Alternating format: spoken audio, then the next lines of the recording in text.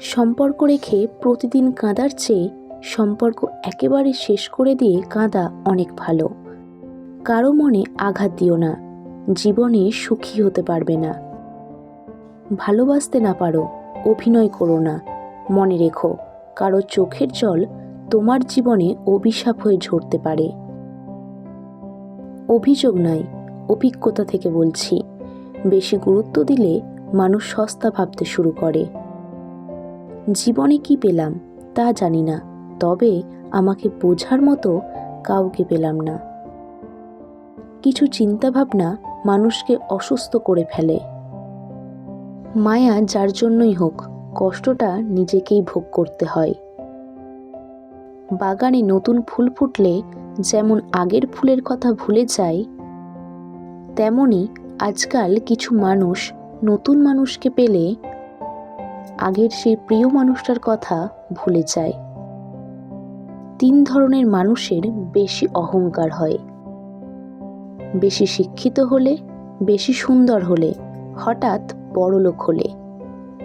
নারীকে ঘরের সম্মান বলা হয়, তবু কেন মানুষ এই সম্মানকে সম্মান দিতে পারে না?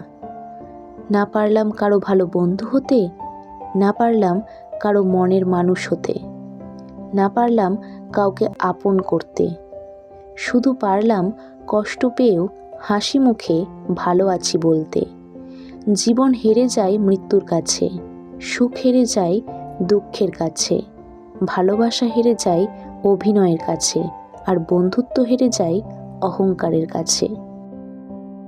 বিশ্বাস করাটা একটা অভ্যাস, আর যার এই অভ্যাস থাকে সে একবার নয় বারবার ঠকে, তবুও তার সেই অভ্যাসটা বদলাতে পারে না।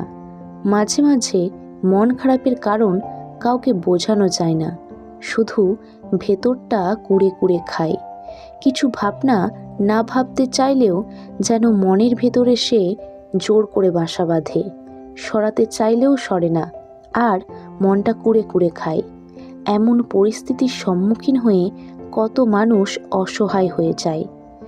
সম্পর্কের নাম যাই হোক না কেন, জীবনের রাস্তায় চোখ বন্ধ করে নির্ভর করার জন্য একজন মানুষ পেলে জীবনটা অনেক সহজ হয়ে যায়। এত অহংকার কিসের? আজকে যে মাটিতে দাঁড়িয়ে আছো, কাল সেই মাটিতেই মিশে যেতে হবে। সুখী হতে চাও? তাহলে কখনো কারো ক্ষতি করো না। খেয়াল রেখো, তোমার দ্বারা অন্যের উপকার হোক বা না হোক, যেন ক্ষতি না হয়।